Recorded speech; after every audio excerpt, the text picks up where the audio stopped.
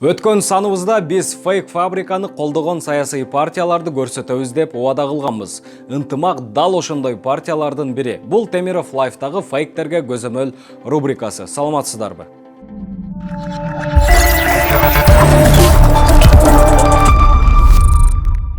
Сөзүбүздүн башында ынтымактын фейктери аябай профессионалдуу экенин баса белгилеп өтөлү. Бул партияда фейк болуп иштөө кимдир бирөө үчүн кадимки эле жумуш. Мисалы Азамат Мирбекович ынтымактын билдирүүлөрүн жигердүү бөлүшкөн Facebook колдонуучусу.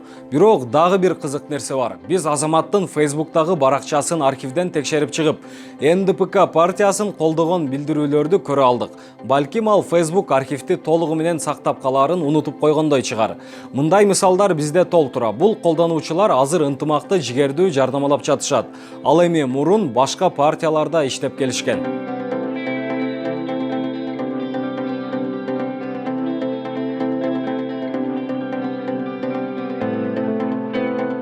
Ынтымак партиясынын баракчасынан акыркы 100 билдирүүнү карап чыктык. Алар 2260 жолу бөлүшүлгөн.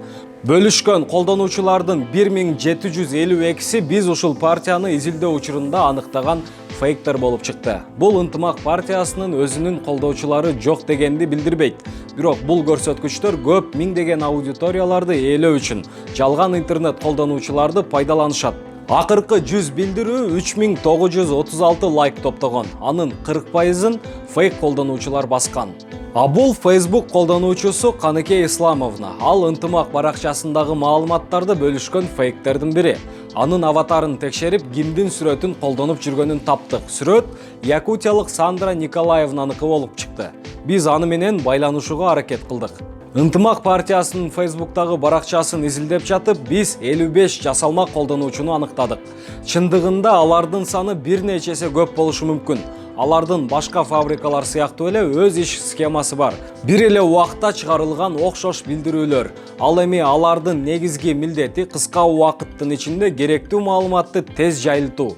Мисалы, Айнура Сатыбалдиева 2 мүнөттүн ичинде ынтымак баракчасынан 54 жолу бөлүшүү жасаган. Сиздер түшүнүп тургандай, бул колдонуучуда фейк. Мындай фейк фабриканын иши аркылуу коомдук пикирди буруу же массалык аң сезимди манипуляциялоо ыкмасы колдонулат. Массалык аң сезимди манипуляциялоо психологиялык операция жана маалыматтык согуштун негизги ишке ашыруу жолдорунун бири. Эске салсак, 11-июлда БШКга кайрадан шайлоо болуп өттү. Алдын ала божомолдор боюнча ал жака ынтымак партиясынын талапкерлери да барышат.